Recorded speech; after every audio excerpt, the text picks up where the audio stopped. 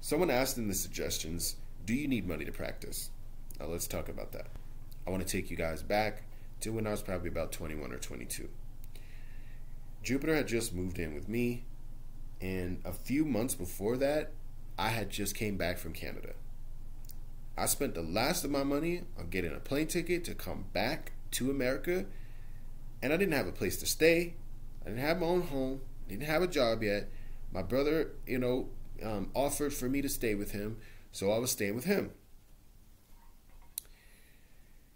I was very, very strongly pulled to King Pieman. I talk about him a lot, but it's a part of my story. I was very strongly pulled to him. When I found him in the Lesser Key of Solomon, I decided that I was going to work with him. I decided he was the first one that I was going to work with. When I was putting things together, I didn't have all these fancy-ass candle holders that people have. I didn't have all these statues. I didn't have a bunch of shit that, I could just put onto his altar that was super expensive, or I didn't have any gold or any of the sort. I had basic stuff, very basic stuff. Like, for the holders, the candles, I just used a plate, a porcelain plate. For the drink, I used one of the glasses that I found in my brother's cabinet that looked more fancy. I improvised all the way.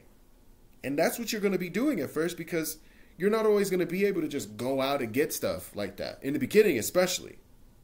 If you have money for it, hey, then salute to you. You can do that. But you don't need to have anything expensive at all. And if anybody tells you you need to have expensive stuff, they're straight up lying. They're lying. Okay?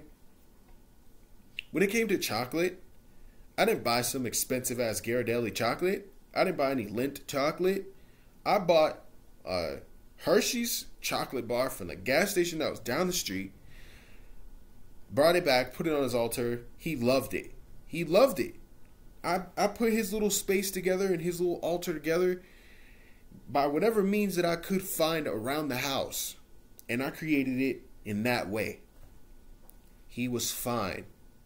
As I started to do better and I got a job, I was able to buy him more things, right? I was able to build that up more and give back to him. And I started to buy him things and buy things for even Santa Muerte, because that's a time when she started calling to me as well. I started buying things for them because I wanted to have their altars looking aesthetically pleasing to them. If I could afford it, then I would get it. But it's not necessary for you to buy things or have to get anything that is expensive. You easily could go to the Dollar Tree for that.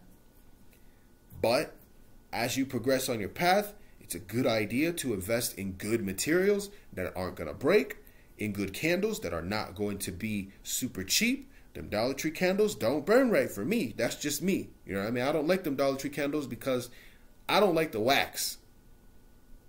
I don't like that wax. I started making my own candles because I hate that wax so much. Anyhow, I started to buy them things. I bought Santa Muerte a statue. We bought her some rosaries for us to put onto her stuff. We got also some bracelets too. We started putting it on her statue, and we had certain statues that we got for her too. But that's because of the fact that we wanted to show her love. We spend money on our spirits that we work with. We spend money on the deities we work with. We spend money on the infernos we work with, and our guides and our ancestors, because we're showing them love. You do that, you spend that money out of love and devotion to that spirit. You don't necessarily have to spend thousands of dollars on some shit unless you want to. And if you can't afford it, don't feel bad that you can't afford it. Just do what you can. They understand that. That's what I want people who are beginners to understand. You don't need a lot of money for this shit. You don't need a lot of money for the practice at all. You don't. You really don't. They will appreciate the smallest things that you do because you're doing something with intention to give that to them. You have intentions to put that up for them. You're venerating.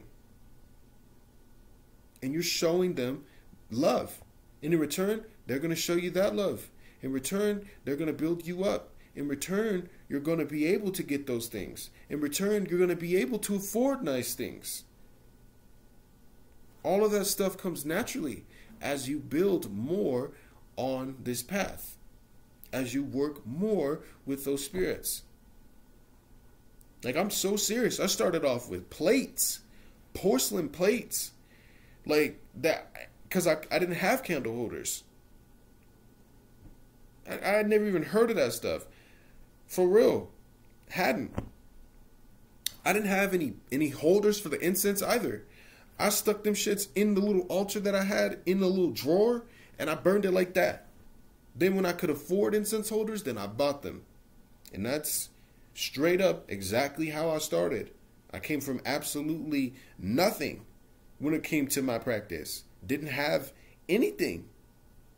And I built my kingdom. That's what happened. I built my kingdom with the infernals that I worked closely with. I can reward them. I bought them statues. I bought them bracelets. I bought them jewelry that I dedicated to them. I bought them tapestries that I had dedicated to them. I've made altars that I've specifically dedicated to them. I've bought pieces, of marble, slab that were used, that come from the graveyards as a result of basically venerating the spirits of death that I walk with. Because I could afford it. If you can't afford it, don't worry. You don't have to worry. Just put together what you can. As long as you're doing something, that's all that matters. As long as you have intention for putting something together and you have something and you're using your creativity, they love that.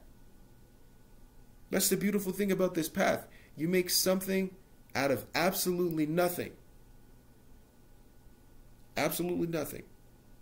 I hope this answers your question, guys, because we really do not buy shit because it's absolutely necessary. We buy shit because we want them to feel respected. We want to show them love. We want them to vibe. We want them to have a space that's beautiful and aesthetically pleasing. We want to have the colors they like. We want to have the candle holders that they like. We want to get them some decks that they like. We let them pick and choose things that they want. Sometimes those things are expensive, but it is absolutely never necessary for something to be expensive in your practice. It's not. Not at all. That money put into those things is out of love. That money put into those things is out of respect. That money put into those things is out of the ability to afford them. Thank you, guys. Remain sovereign.